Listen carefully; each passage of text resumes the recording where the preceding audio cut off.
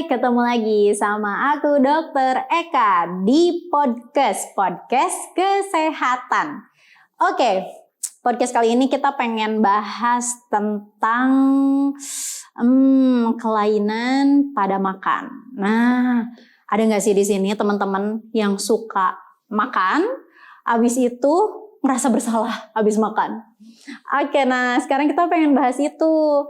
Nah, kalau cuma rasa bersalahnya merasa doang, ya udah ya, nggak apa-apa ya. Kadang kita juga kayak gitu gak sih, kalau misalnya terlalu kalap, makannya terlalu banyak, terus habis itu kenapa ya tadi aku kok makan banyak banget, nanti kan BB-nya nambah gitu. Padahal kan ini lagi diet gitu. Nah, tapi ini ada kelainannya loh. Mungkin ada yang pernah dengar nih, anoreksia, bulimia, dan satu lagi binge eating disorder atau BED. Nah, apa itu semua? Kita bahas satu persatu ya, dan apa sih perbedaannya? Jadi, anoreksia ini, kita bahas dulu samanya. Samanya apa sih gitu ya? Persamaan dari semua yang tadi kita sebutin nih, jenis-jenisnya, itu persamaannya semua gangguan makan. Dan berawal dari ketidakpercayaan diri atau ketidakpuasan diri terhadap badan sendiri. Jadi mungkin teman-teman ada yang pernah ngeliat, ada yang pernah ngalamin, rasanya tuh insecure terus sama diri sendiri. Sampai gak mau kayak, kok kayaknya aku tuh ngaca, gak mau gendut gitu. Atau misalnya aku pakai baju ini nggak cocok, kelihatan gemuk. Atau misalnya di foto, nggak mau di sini kelihatan gemuk. Itu kan sering banget ya. Nah, tapi nggak cuma sekedar itu ya. Kalau cuman perilaku seperti itu sih sebetulnya masih oke-oke aja teman-teman. Tapi kalau sampai mengganggu pola makan kita, nah itu yang menjadi disordernya. Oke, mulai dari anoreksia. Anoreksia ini biasanya penderita itu menghindari makan, gak mau makan, atau makan makanan yang benar-benar rendah kalori. Pernah dengar gak sih teman-teman ada yang makanin tisu karena gak mau BB-nya naik?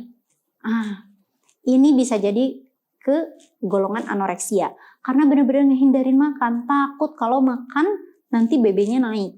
Nah, selain itu biasanya penderita ini underweight. Jadi kurus gitu ya. Di bawah normal kurusnya itu. Jadi underweight gitu ya. Nah, dan gejalanya biasanya lebih ke lemas, kekurangan nutrisi. Bahkan jangka panjangnya bisa bikin rambut jadi rapuh, kulit jadi kering, gangguan organ, gangguan elektrolit karena kekurangan nutrisi. Nah, sedangkan kalau bulimia, ini adalah sebetulnya sih orangnya mau makan, tapi setelah makannya ngerasa bersalah. Dan ngerasa bersalahnya ini dilakukan dengan memuntahkan kembali apa yang sudah dimakan. Entah itu dicolok-colok nih di bagian mulutnya biar muntah, atau langsung minum pencahar biar keluar lagi. Itu namanya bulimia. Nah, biasanya berat badan pada orang yang bulimia ini normal atau berlebih sebetulnya. Nah, gejalanya biasanya ya jangka panjang lah ya, jangka panjang karena terlalu sering dimuntahin, otomatis kan berarti asam lambung naik ya ke atas. Nah, jadi biasanya tuh ada keluhan-keluhan GERD, atau misalnya kerongkongannya tuh jadi ada gangguan gitu ya karena terlalu sering dimuntahkan. Nah, biasanya gangguan-gangguannya berupa hal-hal yang meningkatkan asam lambung.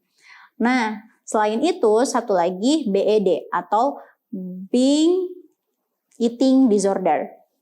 Nah, binge eating disorder ini adalah ketika orang makannya tuh nggak bisa di stop. Jadi keinginan makannya tuh kuat banget. Sampai pengen makan terus. Dan kalau sekalinya makan banyak banget. Dan biasanya dominan orang yang BED ini overweight. Jadi kegemukan gitu.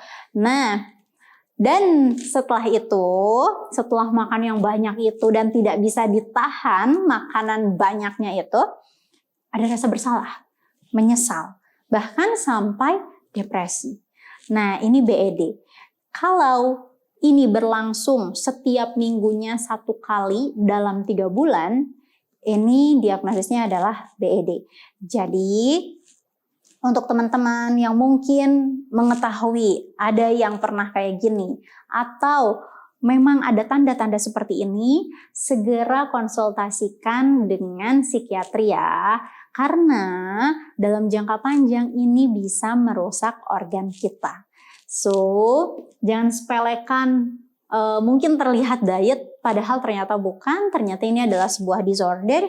Jadi teman-teman ketika pengen diet atau ada gejala-gejala yang tadi kita sebutin, langsung segera hubungi psikiatri, dokter, atau psikolog.